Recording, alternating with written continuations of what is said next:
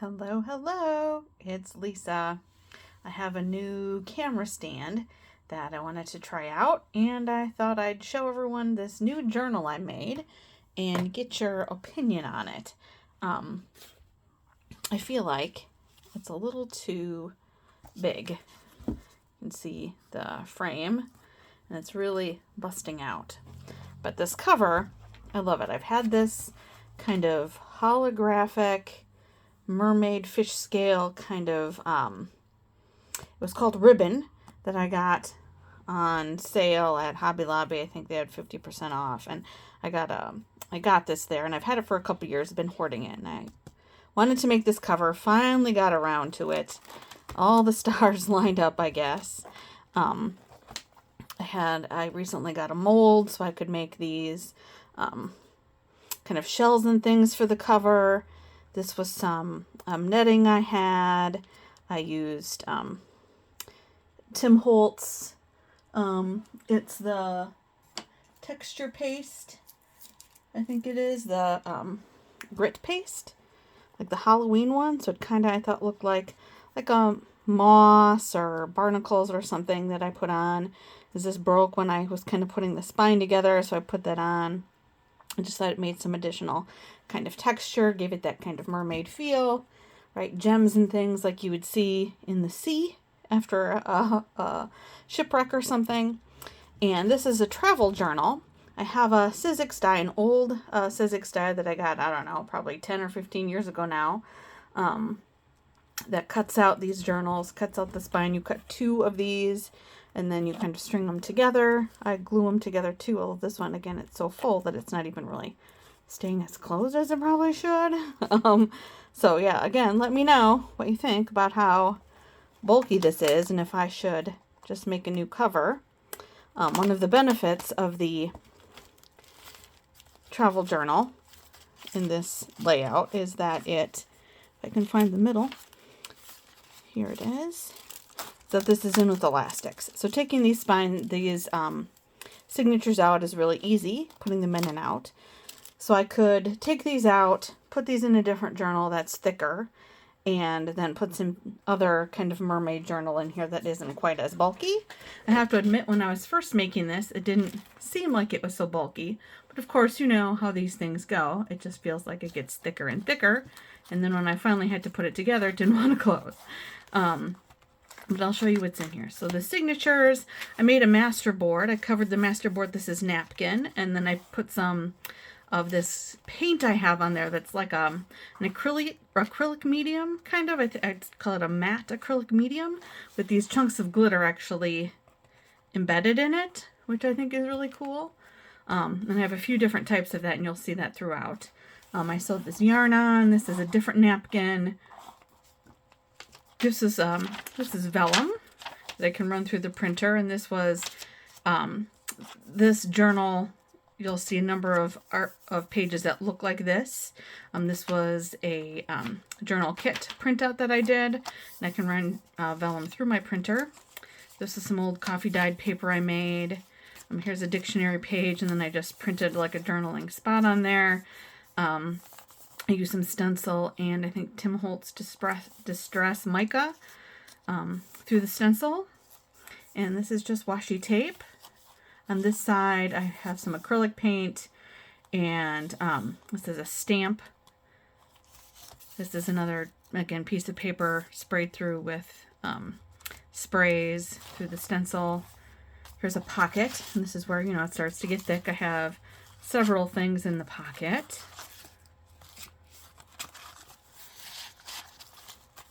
And then I did this cool sari. I have a bunch of these like sari beaded things that I wanted to make sure I was using. And again, it kind of went with that mermaid gems and jewels theme. I have dangles. I've had these for quite a little while too, for a journal like this, a sea kind of journal. This is coffee dyed too. It's not pure white, but it's not as darkly dyed as the other page. Here, again, is that printout. This is from the printout too. I made a clip. You don't always have to do clips on the top. This is a clip on the side.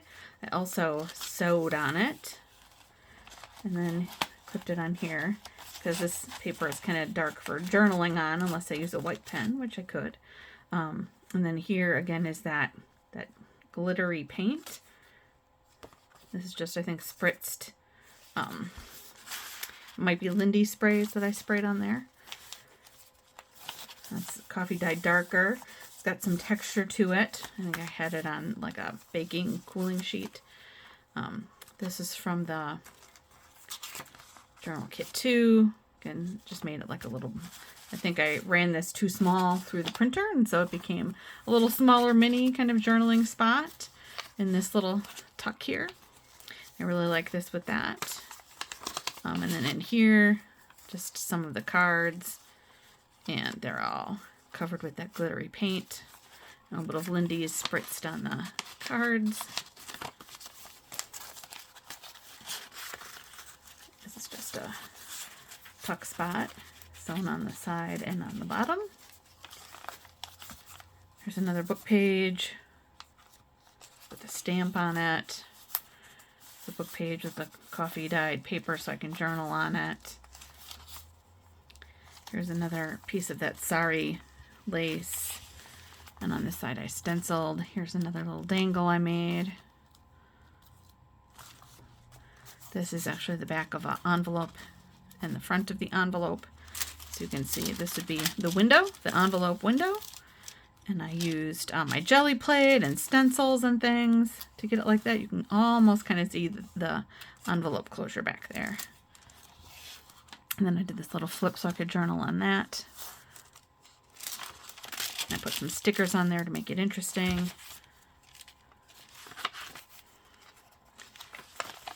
There's another one of those pages in a clip. There's the back of the clip. Book page covered with some paper for journaling on and some stickers. These stickers, they're in the Antiquarian. It's like a big sticker book, and they're usually not sticky enough, so I do put glue on the back. Typically, I'll use my Art Glitter Glue. That bottle I've had forever. I refill it, but the bottle itself is pretty old. This is some gold gesso that could be written on or painted on or whatever. Here's another clip that I made with a dangle on it. And this dangle, this is again that, I don't know how well you can see it, but this is the same paper. And this was a tag, but I put it on shrink plastic and shrunk it down. So I have a few of these in there too.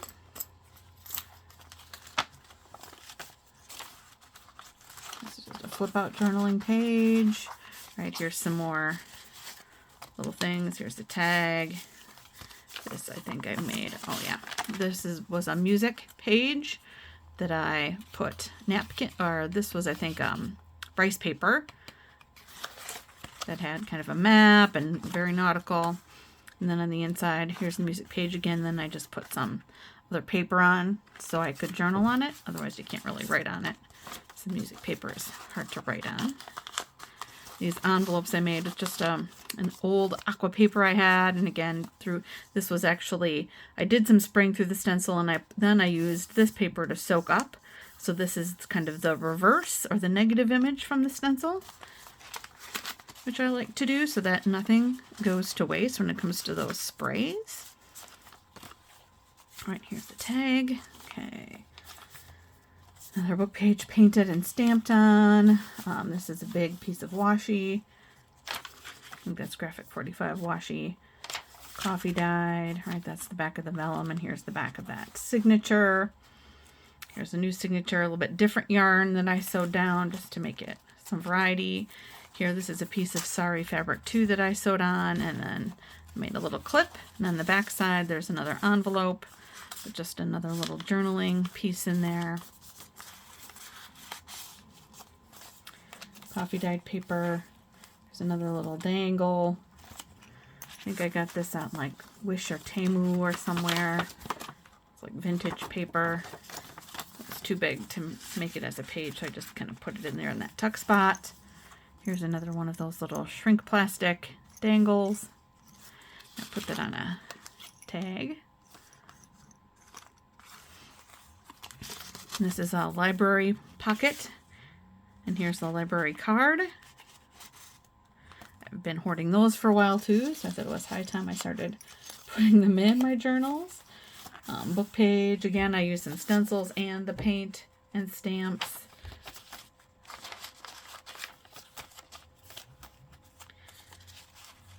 Here's another one of those pages that I think I just shrunk too small, that I made into a little book. Another envelope. This was 8.5 by 11 with it done tall, so I could fold this up and just have some, like, made a good pocket, put some, again, sari kind of fabric on there. Here's more sari fabric. Another little shell dangle. This was from that botanical, or from the antiquarian book. Kind of like a big jellyfish kind of thing. Here's another one of those little dangles. I didn't realize I had 2 in this one. I think I made 4 or 5, so there's duplicates. There's a little tag with paper I could write on the back. I just took one of these. This was I sewed up, but I made it into a pocket on that page. There's that vellum again. Here's another envelope, some stickers on it.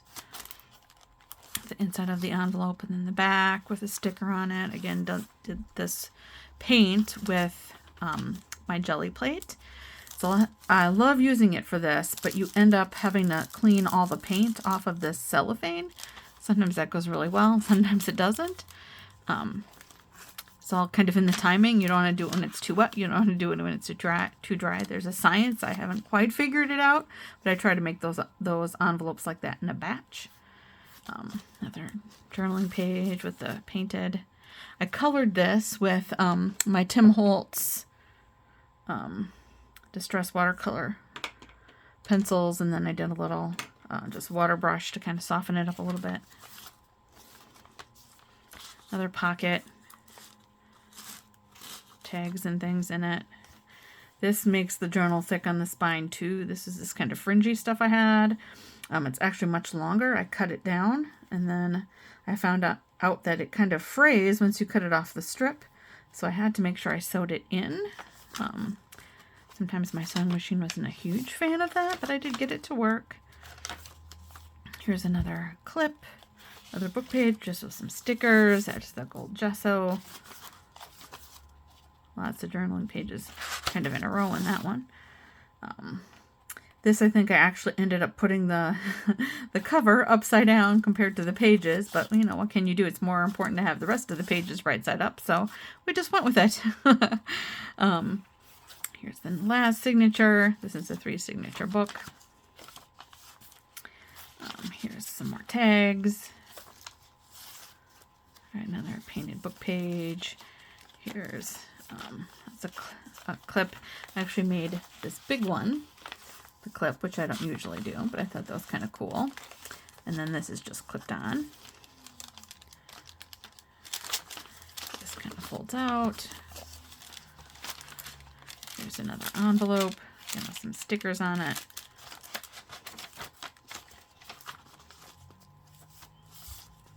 Stencil again.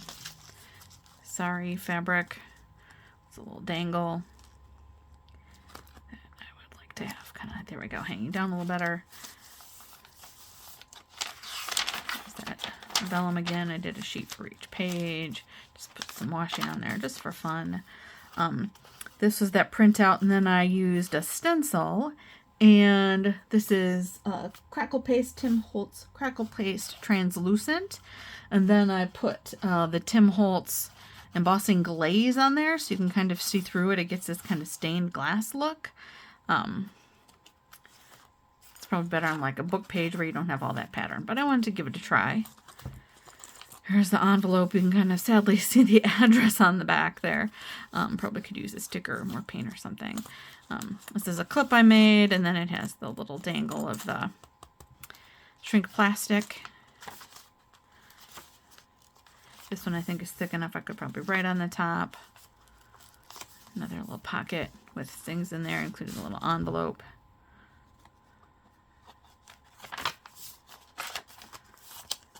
So flip out. Alright, so there it is. You can see just super full. It's almost hard to open it all the way on these side signatures, which is why I'm like, I don't know. Maybe I just need to make a bigger cover and do new signatures that are thinner. I could use the same mermaid printout even and just have less stuff in there. I don't know. Let me know what you think.